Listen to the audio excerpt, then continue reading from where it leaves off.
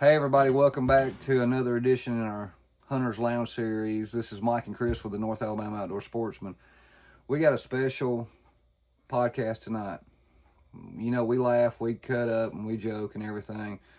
But the man that we're bringing on tonight, he has a story. And as you know, we really push trying to get people out into the outdoors, especially the youth. Well, this man's going to tell you a little bit about his story, how hunting actually saved his life. We appreciate every one of you watching, but just sit back. Mr. Stephen Eppler, the owner of Steve's Outdoor Solutions. We're going to get a little background, we're going to talk a little bit hunting, and then we're going to talk about some of the products he has to offer. You got anything you want to throw in there? It's going to be a great one. This will be a good one. But like I said, listen to this one because this really hits home and what Chris and I's mission are. So we hope you enjoyed tonight's podcast. Thank you.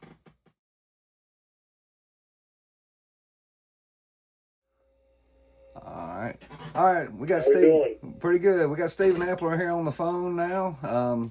Great for you. Great to have you on. We appreciate you spending the time with us to come jump on here with us. Can you tell our viewers and listeners a little bit about yourself? What got you started doing what you do? A little bit of background growing up in the hunting and so forth. Can you give us a little bit of background on that? All right. Well, it's a rather wild and crazy road, a little bit dark. So. Well, and we told our listeners. Discretion advised. Yeah. Well, we told our listeners from the get-go we really wanted them to pay attention and listen to you because you was going to tell somewhat of your story as much as you feel comfortable with and how the hunting changed your life. But let me ask you this. Did you start off hunting as a young age or was that just something that you got into after the dark times in your life? No, I started hunting at 12, which is the age you take the hunter safety course and things here in Pennsylvania. Okay. So, I was born in Reading, and from, kindergarten to 4th grade, so just say 10 years old, I grew up in Reading, which is about 45 minutes outside of Philadelphia, 45 minutes north of Philly.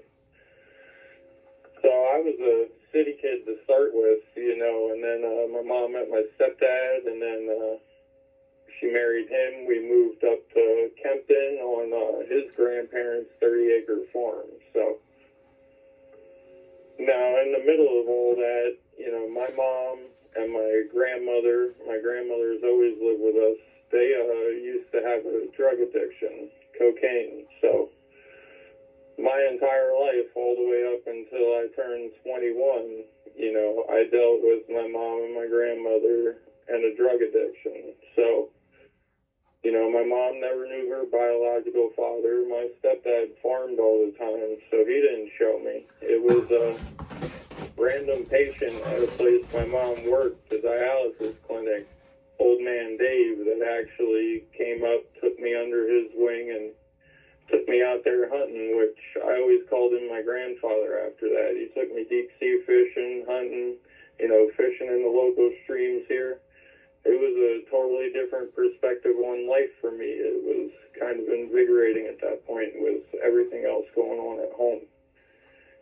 So that's kind of my story of who got me into hunting. It was a random patient from a place my mom worked while she was going through school battling a drug addiction.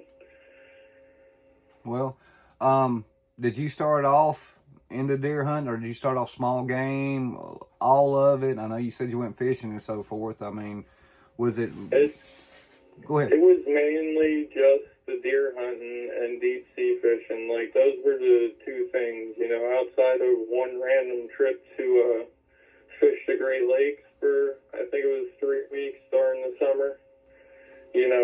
Majority of our time was spent looking for sign and for spots and where we were going to drive deer this season and where we weren't driving deer, Right.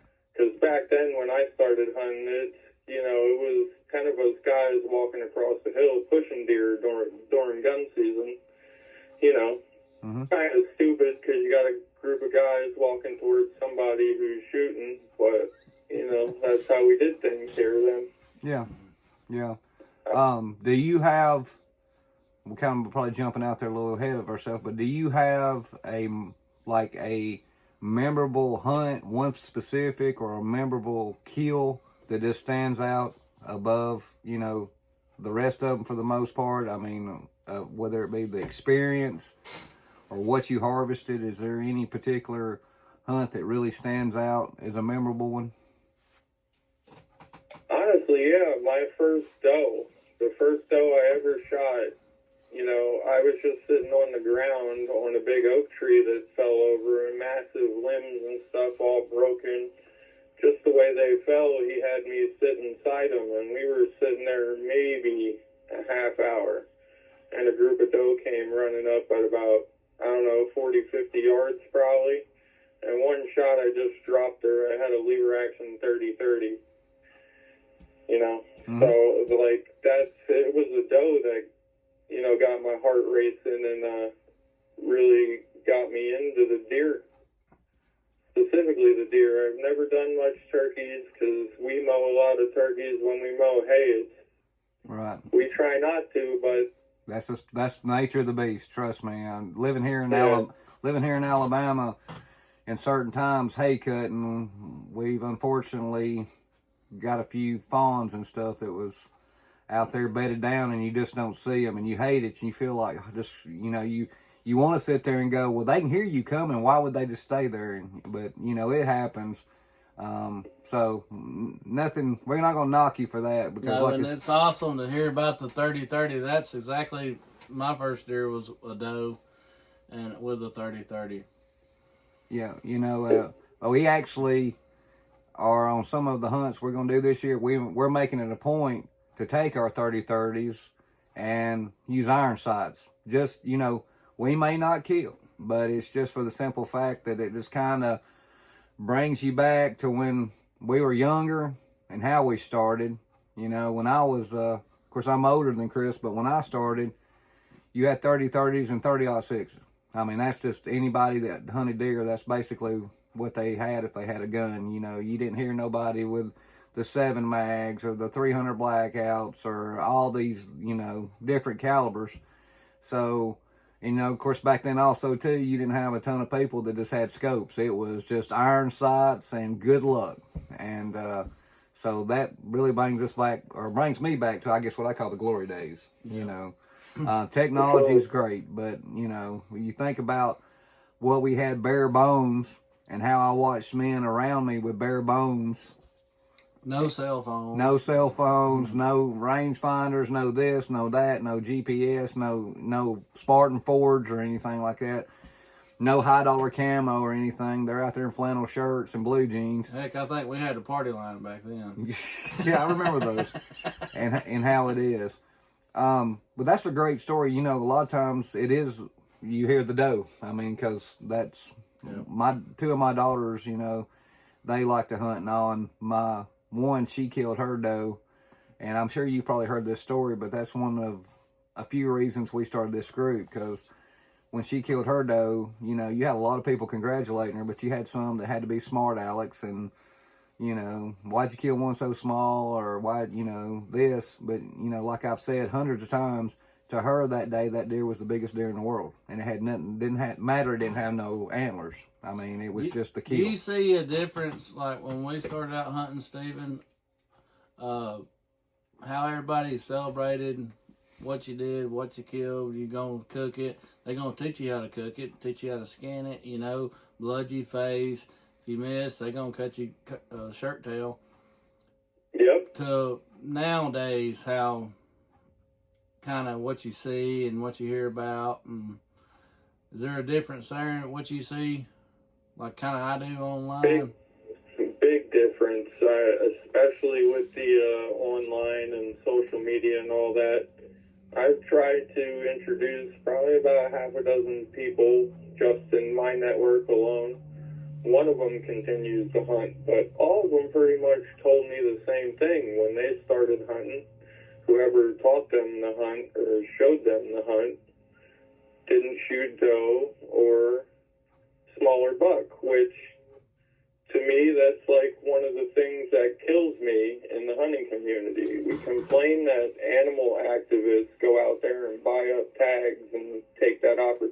away from hunters. But then we willingly give up the tag to let a buck walk another year. That just don't make sense to me, you know? Yes, sir. Well, we It's just totally different. That may be controversial to some people, but it's the truth. You can't complain that PETA and animal activists and stuff out there are buying tags to save animals' life and then willingly let animals walk all year and not fill your buck tag. That's not conservation to me. Yeah, I mean, we've seen people paid to be Antifa, so yeah, there's no telling what they're doing, buying up the tags and stuff. yeah, and you know, like with our Facebook group, you know, our thing is if it's legal, then we accept it and we don't let people get ridiculed. But you're right. You know, there's that difference between what I call the trophy hunter and the meat hunter. We consider ourselves meat hunters. You know, I'm not going to lie to you. Of course, you want a nice big rack mature buck. I mean, who wouldn't? I'd be crazy to sit there and say, no, I don't want that. But at the end of it, I'm looking to put meat in my freezer, which feeds my family. A better quality meat than, you know, grocery store bought stuff. And, you know, that's just like the ones that don't want to shoot does. They do not understand that you've got to have some population control with the does as well. I mean, I understand, you know, or you sit there and cause more harm than you do good. We can debate that all day. That's just my opinion. You know, and I'm to the age of my life, well, I'm not going to sit there and argue with you over. You know, I'll listen to what you have to say. If I agree with it, I'll let you know I agree with it. If I disagree, I'll just say, well, I look at it different or I have a difference of opinion. And let's go on how life's highway. Because in the end, we need to be enjoying the great outdoors, what God provided for us to enjoy while we're here. You know, as I get older, every meme or whatever you see that says enjoy this, you know, this hunt because you never know when it's going to be the last one. Well, that's us. I mean, it don't matter. Yeah. You know, it don't matter if you're 18 years old or if you're 58 years old, whatever. You never know when the last hunt's going to be. And it's like last year, I was sitting there and I watched 4 does come out, and it was getting dark. It wasn't right at dark. I mean, it was real close. And I just chose to take one of them. They kept looking back, so I knew a buck was coming. I could have waited and had him there at gray light or after dark. I don't know what would have happened. But I chose to shoot one of those does. And then I got Mike to come help drag him out for a Christmas tree cake, you know? Well, you know. Yeah. So, speaking of that, are you a Christmas tree cake kind of guy, or, you know, do you have a preference in the Little Debbie lineup for hunting season? Not really. I mean, I tend to... My big thing is making sure I have something to stay hydrated. I drink a lot, probably a lot more than I should. Not alcohol. I don't touch alcohol at all because of my upbringing. Right. I'm just not into that stuff. But iced tea is my guilty pleasure. You know, that seems to be a northeastern thing. Yeah. You're what? What is now? He said iced tea. He don't say sweet iced tea. That's where he's at. You put sugar in it? I mean, come on now. If he's down here in the South, it has to be sweet tea. We thought you was talking about the wrapper. No, it's not sweet tea. It's iced tea. Like I said, it's a northeastern thing. We got places up here that each make their own tea, and they all come with sugar and different flavors and all that. Have you ever had Milo's tea? Yeah, I have traveling. You know, I've pretty much been up and down the whole East Coast so far, and probably as far west as, like I said before, Minnesota. So which one's I've traveled better? Around a bunch. Which one's better in your opinion? I like Clover Farms iced tea, which is from Reading, PA, but maybe I'm partial because that's where I was born, you know. So you're an Eagles fan, huh? No, I'm actually a Las Vegas Raiders fan. Okay. It would be shameful for me to admit that, but yeah. Yeah, well, you know, remind me and I'll send you a pack of grits and let you experience some Southern food. Are you a predominantly gun hunter, or do you do any archery?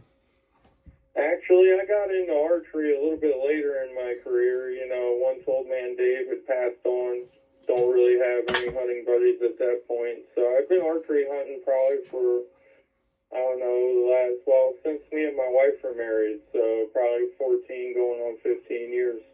And you've killed some nice bucks. I looked through your pictures, and you got some nice ones. So he stalked you, basically. Just let him go ahead and tell you that. We just check out everybody that we get on here. Actually, Chris made me wise of your product line and stuff and everything. And so when we were lining up different hosts and everything for these series we're doing, I definitely wanted to make sure that you were in the lineup.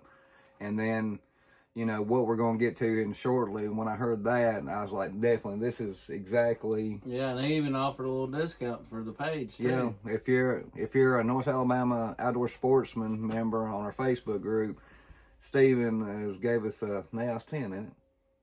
I believe so. Well, we'll check on that. It's NOS 10, and then that also compounds. So on my blinds, if you get two of them, you get the two for $60 a piece, and then you got to put in the code 2-pack to get that $10 off. And then you can also put in your code NOS10 to get 10% off of that yet. Yeah. So we're definitely partners with Stevens Outdoor Solutions, and we appreciate it. We appreciate what you do for our members. You know, Yes, sir. We're constantly growing. I don't know, we're on the verge of going over 9,200 members. And so, you know, we're growing. We hope, you know, that we can help get more exposure to your business and all that, because that's what we're really about. We're really wanting to bring the outdoor community together. And it's awesome when I ordered the 3 can koozies. You said, what size? I said, I want all 3. And then you said, what material? And I said, you know, just whatever you want to do. Because I could send you a piece of material, and you could do it that way, this and that, and then it's all hand done by you and your wife. That was amazing. Yep, and then, you know, my daughters help out. They do some crocheting, and my mom, you know, when they get an abundance of hats or things that, you know, they don't get to the church or the local food bank to donate, you know, I send them out in packages as little free gifts for people. So it's a family effort here. Well, that's amazing. My mom's been clean for the last 15 years now, so it's a work in progress, but we're all pulling through. Yes, sir. Well, and, you know... Well, bless your heart, because I lost my mom to that stuff, too.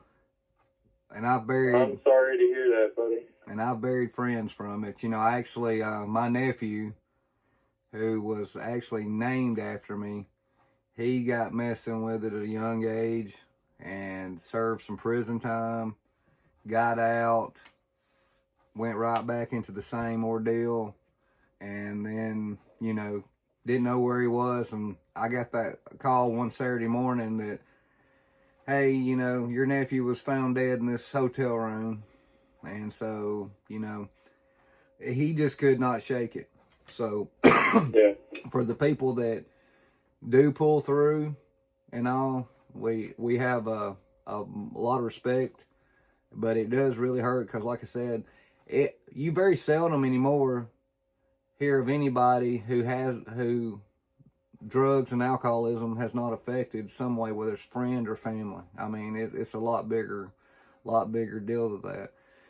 So since we got on that, to your level of comfort, kind of give us a background, because we know where you're going to start off, so you can kind of tell us a little bit of what you were dealing with and how the hunting basically saved your life. Maybe, you know, turned your life around, saved your life, and try to, since you experienced it, and you've already gave us the beginning background from the family side of it, just tell us, you know, and take your time, eliminate what you don't want to talk about or anything.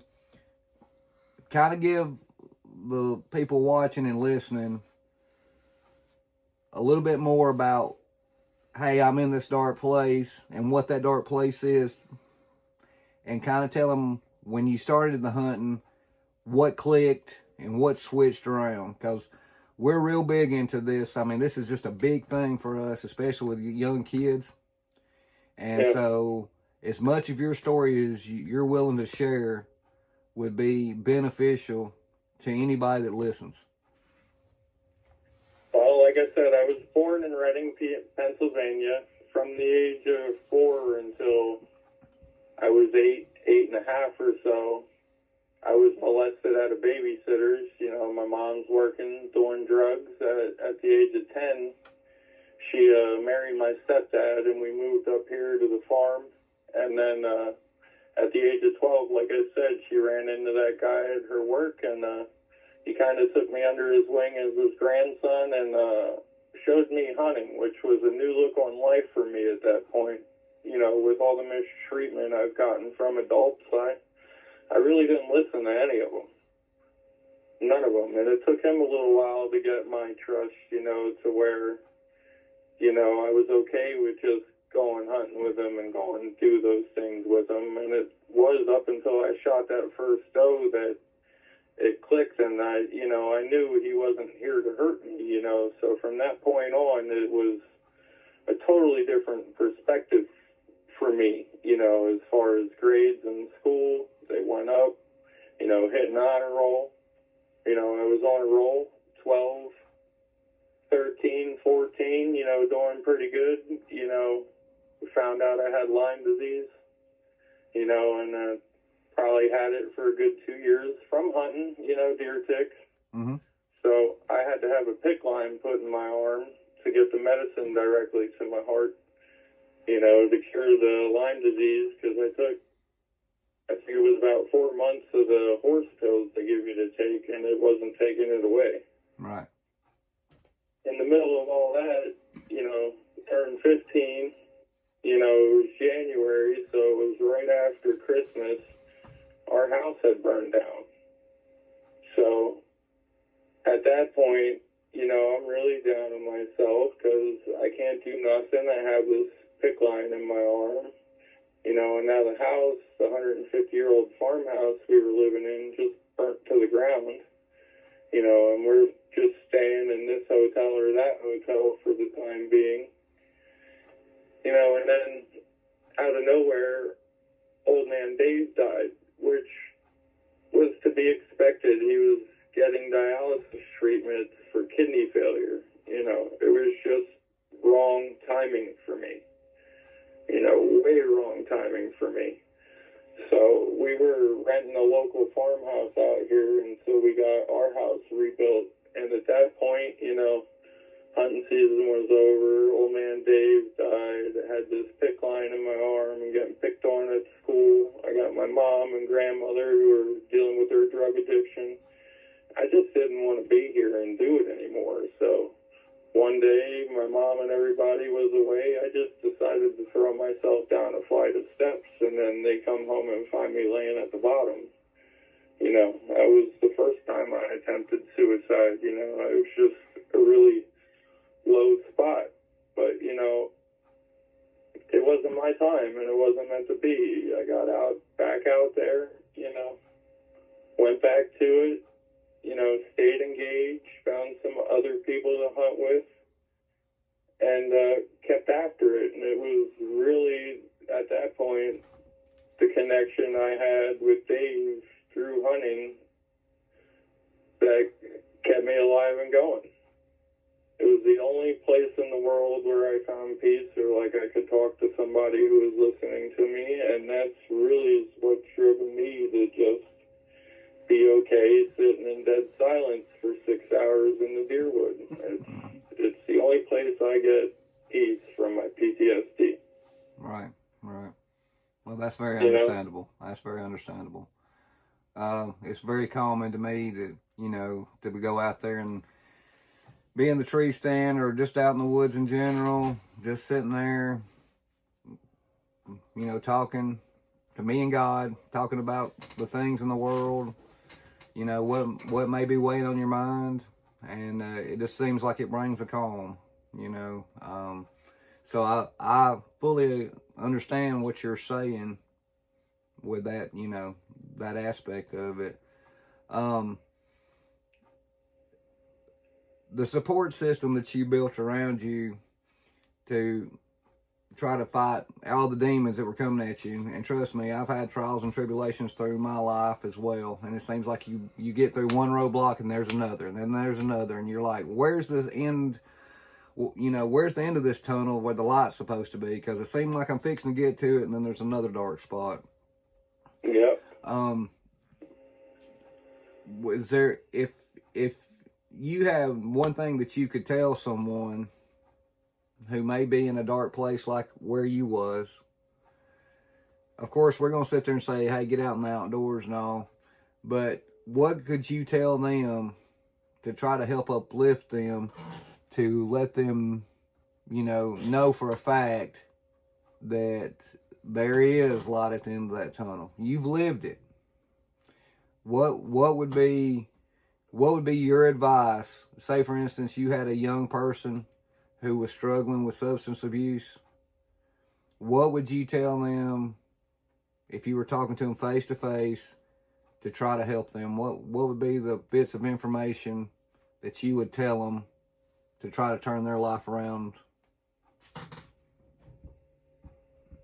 I mean, I don't think as much as what you got to tell them as, like, for me, it was just the fact that somebody took their time and they listened to me, and I could be a part of a conversation with them. I wasn't told to shut up, or I was stupid, or you shouldn't be doing that, or whatever the case was. So I would tell them to find somebody that they can trust, that would just sit there and listen without judgment. And if it's not in hunting, that you don't find that hunting buddy that can just sit by the campfire and you can have those conversations, it's just anybody from outside your family network. I would say talk to somebody that's not within your everyday network that, you can have just to vent, talk, listen to. And then it keeps the animosity from between family members and stuff like that too, which just makes it harder on everybody when you're trying to get that dark cloud out from over your head. Yeah. I agree 100%. Well, we got a lot of admiration for you, as well as a lot of other people that go through the situations that you went through and all. I'm glad for you to share your story. Yeah, too. absolutely, because, some people, they keep that bottled up because they think people's going to look down upon them and all that. And, we'd like to let anybody know that if they're in our group or whatever, our Facebook group or anything like that, if you ever need anybody to talk to, Chris and I are always open, or one of our moderators. I mean, We'll talk hunting, we'll talk anything you want to. 256-708-7095 is my cell phone number. I always answer.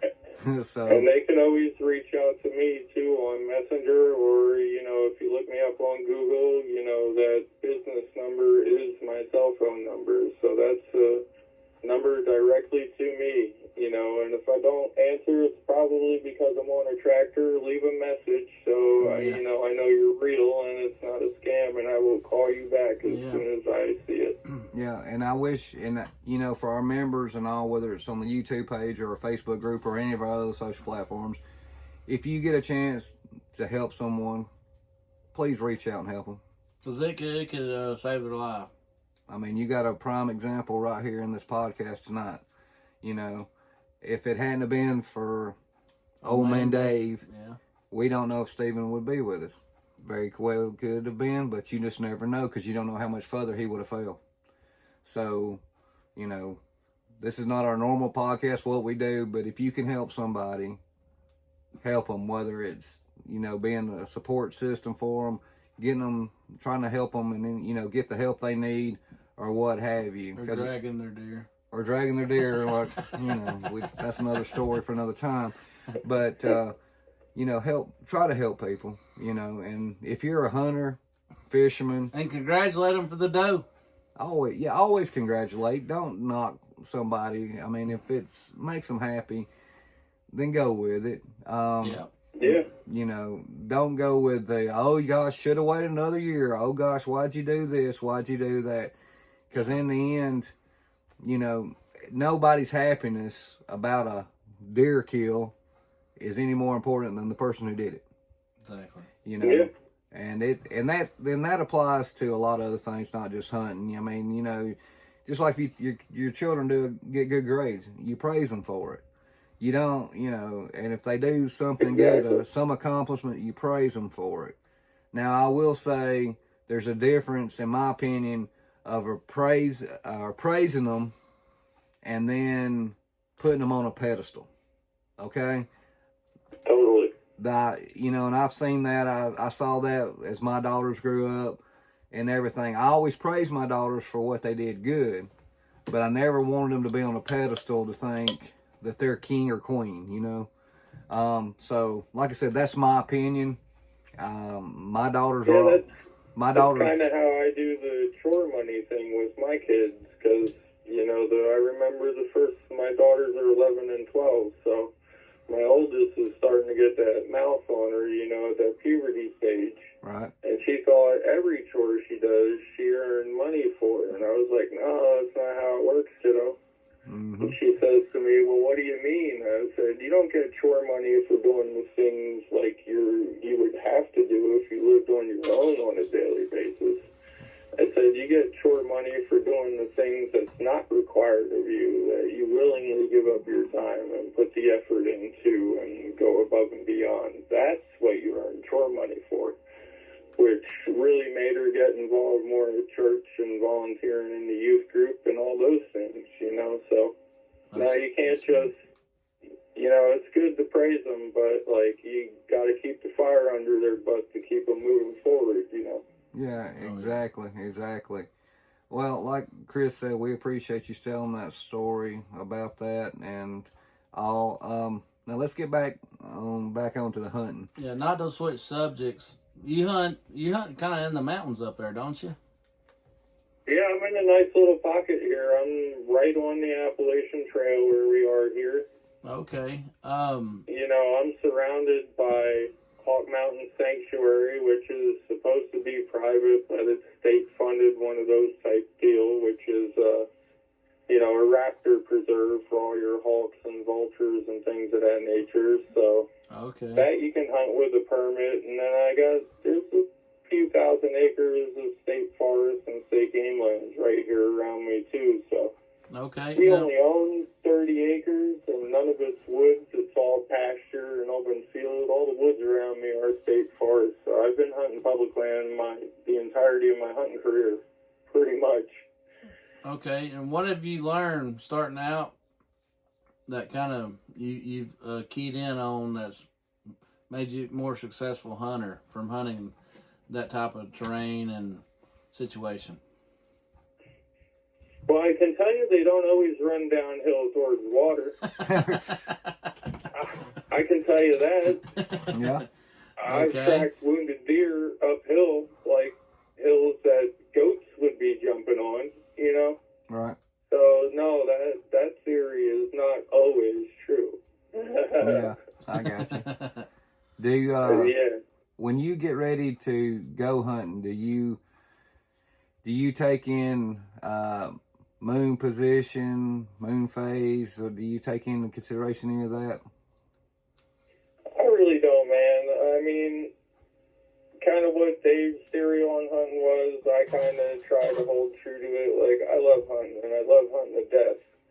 But part of why people lose the drive for hunting is because they take it too seriously sometimes. You know, got to go out there and scout, got to run these cameras, got to go hunt for shit, yada, yada, yada, and then you get burned out on it. You know, so I kind of just go out there whatever day feels right to me with the kids, the wife, or what I have time for. And I take what walks in front of me naturally. Sometimes it's a big one, you know. Sometimes I got to settle on a smaller 3-year-old buck. But it is what it is. I'm about putting food in the freezer for my family at the end of the day. Right. You know? Right. Yep. So,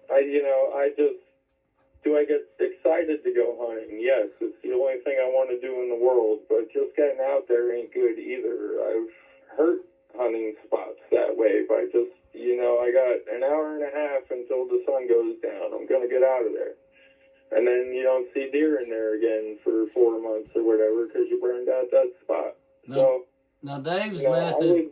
I would tell people to relax. They're deer. They're always going to be here. You don't got to take it that seriously. Enjoy your family and the memories and that too. It's not just about, going out there and making sure you shoot the biggest deer in the world. Yeah, I agree 100%. We do. Dave, what did he kind of teach you as far as hunting in general, and how have you advanced on that? Did he show you scrapes and rubs? Did he introduce you into that? What do you look for when you go hunting?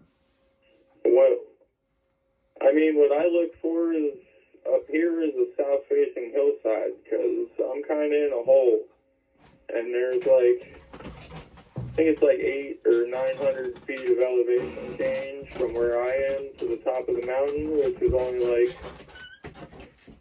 we're probably only a mile and a half from the peak of the mountain, so it's rather steep up here, and we hold cold weather nights in this hole. So I look for a south-facing hillside especially for the mornings, getting later in the year. I'll always be laying on that thing, 2/3, 3/4 of the way up, sunbathing. So that's the type of things I look for. I know if I'm going to have a 60-degree afternoon, up here in early archery, I'm going to hunt the bottom, where it is cooler and not so hot, because that's where the deer are going to migrate to, because if you're hot, they're hot, Yep. Some simple common sense things is, I go more for that just because this is the only place I've ever hunted, so to go out there and scout, I've been all over this hill thousands of times. I pretty much got a handle on what spots work at what times and what don't. So as far as the rub lines and all that typical stuff guys would go after, I tend not to pay a whole lot of attention to it because most times those rub lines and scrape lines are in the same place I've always seen them. So it's not much has changed as far as that goes. I'm 36 now, so 24 years of hunting. So basically, boots on the ground. Because you're hunting the same territory, so you're out there. You're not going just on this scout trip. You're just relying off the knowledge by the experience of being out there. Yeah, when I grew up, it was just AOL dial-up and things of that nature. There weren't trail cameras. Cell phones were just becoming a thing. So you couldn't just take pictures and send them to wherever, or have the access to track all this data. But I think it's kind of hurt our sport, too. It's taken a lot of the traditions and the camaraderie out of the sport, and it's made it a virtual thing, which I don't think is good or healthy for it. I have to tend to agree on that. There is some advances that we use, and we're glad we got them. But the woodsmanship seems to be dying out because, people are they're relying strictly on the hunting app, and this is where I'm going, and I'm going to watch this YouTube, and this guy says do this, so that's what I'm going to do.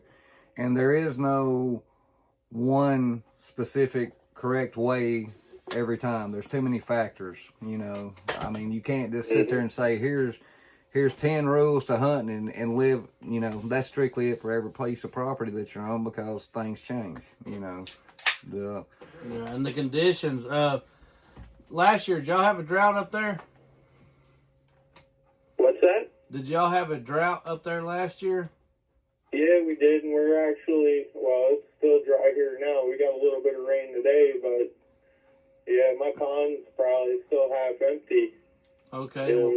Here. We had a good rain year down here this year, and there's a bunch of acorns and muscadines, persimmons, and all that. Is that not the same up there this year? Honestly, I haven't seen many acorns. They could not have dropped yet here. Yeah. But there's a lot of walnuts that fallen because we got a lot of black walnut trees in our wood patch up here. All the your woody brow and stuff, that's all nice and lush and stuff like it would normally be. Like down here, my Uncle Glenn at his property, he has a row of arborvitaes there for like a privacy fence. The deer have the bottom 6 foot of it chewed off. So it doesn't give them much privacy. Yeah. We call them, I think, Leland cypresses down here. I think we're on the same page there. Yeah.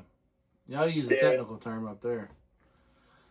Well, is anything going to change as far as your hunting tactics? You said you usually hunt the annual, but like if it was a good acorn crop year this year up here, or up where you're at, like it is here, would you go about that different as far as hunting the same places? Honestly, I would, because on the game lands, yeah, they plant some clover and things in there, but they started charging $20 for a pheasant stamp here in Pennsylvania, so all the open fields that they used to plant and food for the deer is now all grasses to get stocked with pheasants and things of that nature.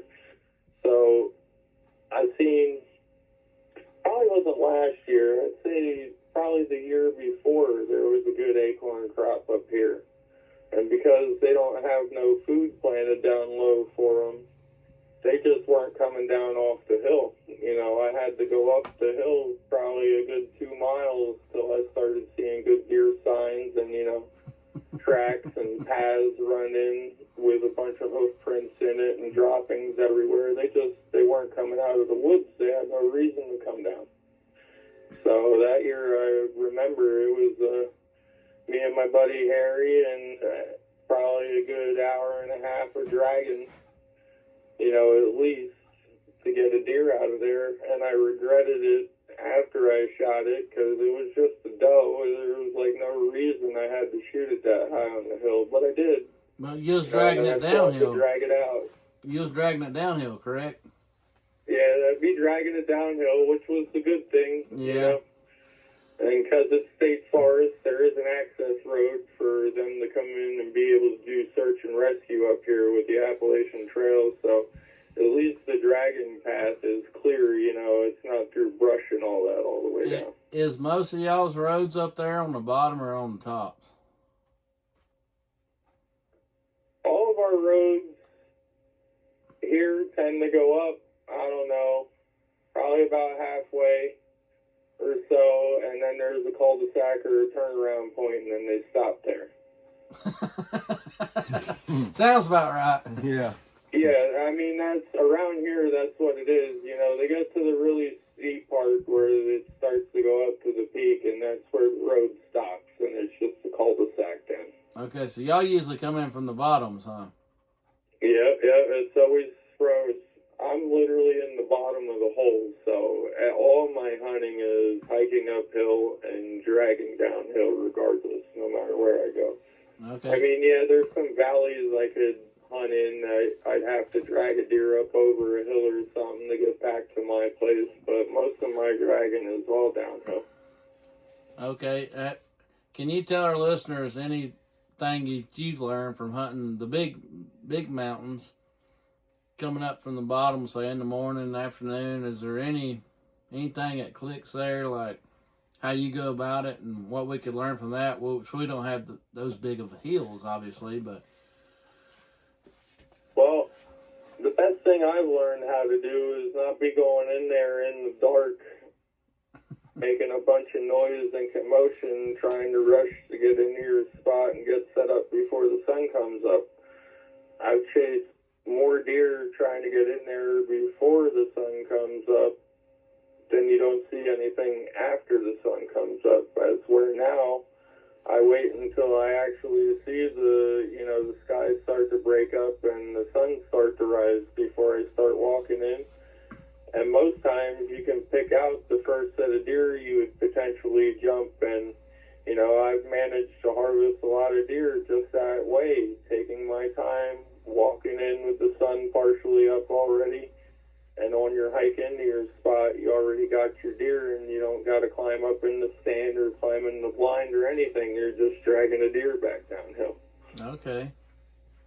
Yeah, I'd say going in the pitch black is one of the worst things you can do. Now, if it was a full moon night and, it was nice and bright and you can take your time and know what you're doing to get in there, a little bit earlier, that works too. But me anymore, it just doesn't make sense to go in there before you can see. I think you do more damage than good most times. Okay. Do you use the wind when you access any type of way? Well, it's kind of hard here because we get a swirling wind with us being like in a kettle between three major ridge lines. Yes, sir. The wind comes off this ridge one way and this ridge another way and this ridge another way. So till they all meet up, we get a spiral wind down here where I am. Mm-hmm. How do you choose which ridge to go up? I don't know. To be honest with you, it's not something I thought about that much in detail. It's just one of those things, to me, no matter where I sit, I got the same potential of seeing the deer. So Okay. I flip a coin, I may pay attention to how strong the wind and which way it seems to be moving majority of the time. But most times it's just, a gut feeling or something I'm going on, which is kind of how old man Dave hunted too. Hey, that's hard to beat there. Yeah, exactly. That's kind of the way we hunt too. All right. Yeah, I'm not the guy to get disappointed if I go out there and sit a spot and it's, you didn't see anything worth shooting. That's not the point of it, I got to see fantail hawk, up here swoop down out of a tree and snatch a squirrel off the forest floor. Okay. You don't see that stuff unless you're sitting in the woods. Do y'all have a bunch of foxtails or fox squirrels up there, the black squirrels or anything? No, not black. We got gray squirrels. Okay, They drive you nuts. that's what we got. Yeah, they tell on you. Yeah, mm-hmm. Yeah. Yeah, they drive you nuts. Yeah, I got you. So I'm taking it you're slowly teaching your daughters. Do they seem like they got interest and want to follow the footsteps and so forth? My youngest daughter, Riley, she's 11. Yeah, she's going out for the first time this year on our mentored youth program up here in PA. My oldest daughter, she's more of the artsy type. Not that she's against it. She doesn't mind shooting the archery and shooting the BB guns and all that. It's, she helped us kill chickens and get them ready for the freezer too. It's just she has no desire to want to go out there and shoot a deer, and I really don't want to force her because nobody forced me. It's at least a choice I got to make myself. Well, see, that's like me. I got 4 daughters. 2 of them is all about the hunting. The other 2, they're just no, it's not happening. And like you said, I've never forced them to do anything, whether it's sports or whatever. So, they'll eat it. Trust me, they'll eat the deer. We're sitting here and Mike's cell camera is going off. There's deer right behind us. They're trying to hear all the secrets right now. Yeah, we got a running joke about that because it seems like every time that we're doing recording a podcast, my camera behind my little office that we're sitting in starts going off, and we're like, yeah, they're just sneaking up here trying to listen to our podcast and find out everybody's secrets. This went off 7 times. One of our guests, Brandon Gowan, he was on it. My phone would not stop. I mean, it's just constantly going off, and I'm like getting distracted, and I'm like telling him, and he's, Yeah, so if you watch this video and I'm turning my head, you'll know what I'm looking at. Yeah, he's looking at pictures. Gotcha. Yeah, I got you. All right, Stephen. Well, let's talk a little bit about your Outdoor Solutions page. Would you tell the listeners and so forth what got you started doing that and what you offer, and then we'll wrap it up and get you on your way and let you enjoy the rest of your afternoon. All right, guys. Well, that's actually kudos to my oldest daughter, Michaela, the one who's really not into hunting that much. Hunting with old man Dave, if we used the ground blind, he just carried some wash line with him, strung it around 2 trees, put a piece of camo burlap over it, And we sat behind it like that when we sat still. So I hunted for years that way with just a couple, chip clips for like bags of chips and a piece of clothesline and some camo burlap. And then one day I decided to break out the sewing machine and actually make something up. And in the middle of doing that, my oldest daughter looked at me and said, "Dad, you should make those for other people to hunt with too." So, I reached out to Ernie over at Tethered, and I met with him out at the outdoor show, and he looked at it, thought it was a good idea. He turned me over to Carl, and Carl kind of helped me with the manufacturing process and all that, and like fine-tune it to a more lightweight and packable and affordable product like I had originally wanted it to. But with the way the world's going, once this batch is gone, I'm going to look at, going American made here, so they're made here just like the koozies are. Okay.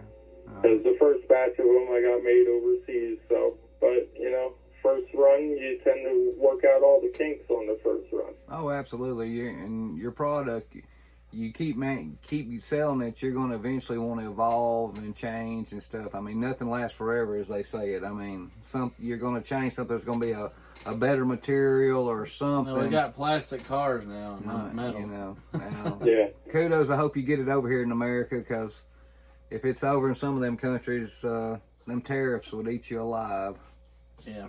I believe it.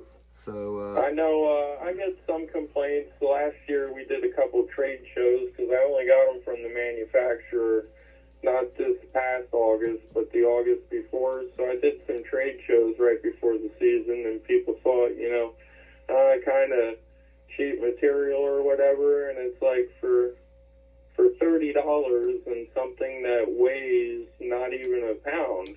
right. And gives you 4 by 8 foot of coverage, whether it's a backdrop or foredrop out in front of you. It works both ways. You're going to sacrifice some durability, not being able to leave it out in the weather and stuff like that, for the sake of it being easily packable and transportable in your pack. And most times I don't even carry a pack. I use the stuff sack that my blind comes in as my pack, and I just carry that in. Yeah. And tell us about the other, like the koozie holders and everything. The koozies, if you go on our site, it'll probably say they're in stock, but every order I get, I reach out, because those are custom made to order by me, and it's all materials and things I can find that either at a local thrift store or we're going yard sailing and I find somebody's old camo or whatever the case is. So Yeah. I always send a message, because if you have an old camo t-shirt or something like that you have just laying around and you want them sewn up out of the camo that matches all your camo, you send me the camo, I'll sew them together and then send them back to you. So if you order a set of koozies, just keep in mind that I'm going to be reaching out to you, and it's because I custom make them to order. That's not something I have manufactured or just sitting around. Everyone is handcrafted by me and goes directly to you.